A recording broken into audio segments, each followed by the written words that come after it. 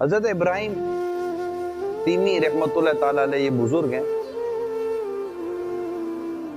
فرماتے ایک مرتبہ میں نے ایک تصور باندھا کہ میں جہنم میں ہوں اور آگ کی زنجیروں میں جکڑا ہوا، ٹھوہر یعنی زہریلے کانٹے دار درد کھا رہا ہوں اور دوزخیوں کا پیپ پی رہا ہوں۔ ان تصورات کے بعد میں نے اپنے نفس سے کہا بتا تجھے کیا چاہیے، جہنم کا عذاب یا اس سے نجات؟ نفس بولا نجات، یعنی نجات چاہیے، اس لیے میں چاہتا ہوں کہ دنیا میں واپس چلا جاؤں اور ایسے عمل کروں جس کی وجہ سے مجھے اس دوزخ سے نجات مل جائے۔ اس کے بعد میں نے یہ خیال جمایا کہ میں جنت میں ہوں، وہاں کے پھل کھا رہا ہوں، اس کی نہروں سے جو شربت ہے، اس کی نہروں کا پانی وہ میں پی رہا ہوں اور حوروں سے ملاقات کر رہا ہوں۔ ان تصورات کے بعد میں نے اپنے نفس سے پوچھا تجھے کس چیز کی خواہش ہے، جنت کی یا دوزخ کی؟ نفس نے کہا جنت کی، اسی لیے میں چاہتا ہوں کہ دنیا میں جا کر نیک عمل کر کے آؤں تاکہ جنت کی خوب نعمتیں پاؤں۔ تب میں نے اپنے نفس سے کہا فی الحال تجھے مہلت ملی ہوئی ہے، یعنی اے نفس اب تجھے خود ہی راستہ دیکھنا ہے، راستہ آپ کو فیصلہ کرنا ہے کہ سدھر کا جنت میں جانا ہے یا بگڑ کا دوزخ میں۔ اب تو اسی حساب سے عمل کر۔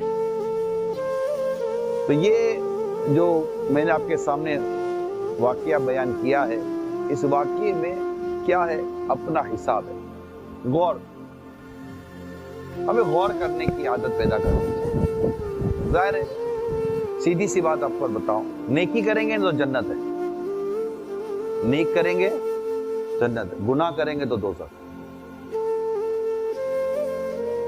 جنت کی نعمتیں، دوزخ میں پریشانی۔ اگر ہم اپنی دنیا کی زندگی کو دیکھیں تو آپ خود دیکھیے کہ پریشانی زیادہ ہے کہ راحت زیادہ ہے؟ پریشانی، خود بھی پریشان ہے، صبح دوپہر شام رات، دکھ پریشانی تکلیف ہے، راستے بند، خیالات بند، خاندان نہیں، رشتہ دار نہیں، دوست نہیں، احباب نہیں، ماں باپ نہیں، بیوی بچے نہیں، گرتے پڑتے ٹوٹتے پھوٹتے جس طرح پہنچے سو پہنچے، اب سمجھ نہیں آتی کہ آگے کیا ہوگا۔ نارملی اگر دیکھا جائے تو پیارے اسلام بھائی تکلیفوں کے دن، میں غلط تو نہیں کہہ رہا، 12 15 16 گھنٹے محنت، اور اس کے بعد بھی کچھ سمجھ نہیں آتی کہ آگے ہوگا کیا۔ ان تکلیفوں میں رہتے رہتے انسان مر بھی جاتا ہے۔ اب سوچنے کی بات یہ ہے کہ دنیا میں جس طرح تکلیفوں میں جیا، کیا مرنے کے بعد بھی تکلیف اٹھاؤں گا؟ دنیا کی تکلیف تو چلو 2 5 10 15 20 سال ختم ہو جائے گی، یا تو حالات بدل جائیں گے یا موت آ جائے گی، ٹھیک ہے نا؟ لیکن مرنے کے بعد تو موت نہیں آئے گی نا۔ اگر وہاں تکلیف ہوئی تو اس تکلیف کو کیسے دور کریں گے؟ وہ موت تو نہیں آئے گی، وہ تو اللہ نہ کرے، اگر اللہ ناراض ہوا اور گناہوں پر سزا ملی تو اب جب تک کی سزا متعین ہے، فیصلہ اس کو تو سزا ملتی رہے گی۔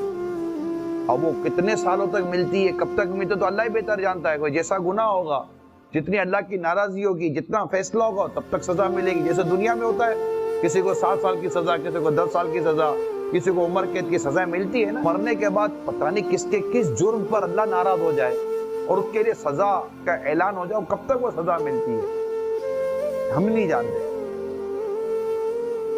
کب تک جہنم کی آگ میں جلنا پڑتا ہے نہیں جانتے۔ تو یہ فیصلہ کرنا ہے ہم کو اپنے جیتے جی کہ نیکی کر کے جنت میں جانا ہے کہ گناہ کر کے جہنم میں جانا ہے۔ عقل مند کیا فیصلہ کرے گا؟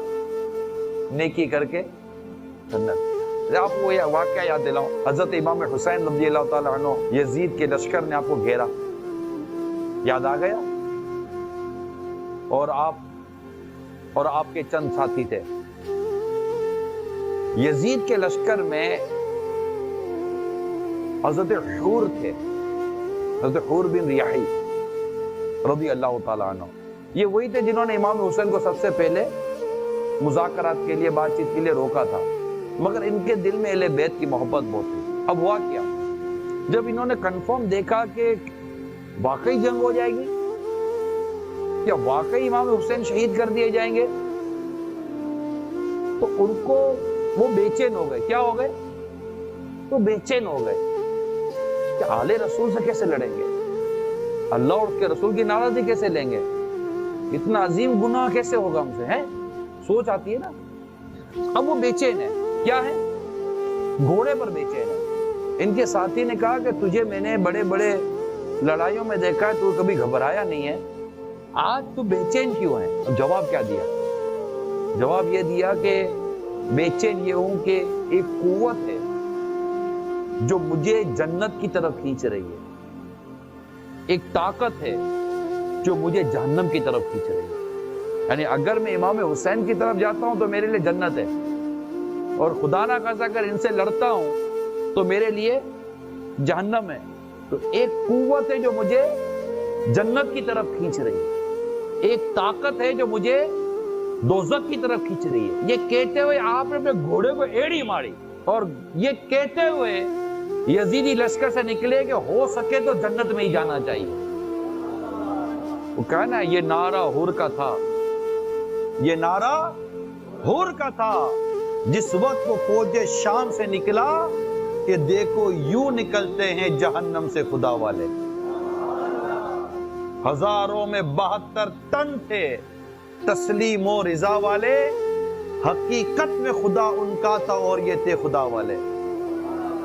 حضرت امام حسین کی مدد کے لیے حضرت حر آگے آئے، مگر شاعر کہتا ہے حسین ابن علی کی کیا مدد کر سکتا تھا کوئی؟ اب تو مولا علی کے بیٹے تھے نا، حسین ابن علی کی کیا مدد کر سکتا تھا کوئی؟ تو یہ خود مشکل کشا تھے اور تھے مشکل کشا والے، تو ان کی کون مدد کر سکتا؟ لیکن ان کے کام آ کر بندہ اپنے لیے جنت کما گیا۔ پھر آپ امام حسین کی بارگاہ میں حاضر ہوئے، اپنے پچھلی خطاؤں کی معافی چاہی، جنت کی بشارت لی، کیونکہ یہ تو وہ تھے کہ جن کے نانا مالک جنت ہے صلی اللہ تعالی علیہ وسلم، اور یہ خود کون ہے؟ جنت کے نوجوانوں کے سردار ہیں۔ اے نوجوانوں، اللہ ہمیں جنت دے دے۔ جنت کے نوجوانوں کے سردار کون ہیں؟ امام حسین اور امام حسن رضی اللہ تعالیٰ عنہما۔ اللہ تعالیٰ ہمیں ان کا قرب جنت میں عطا فرمائے۔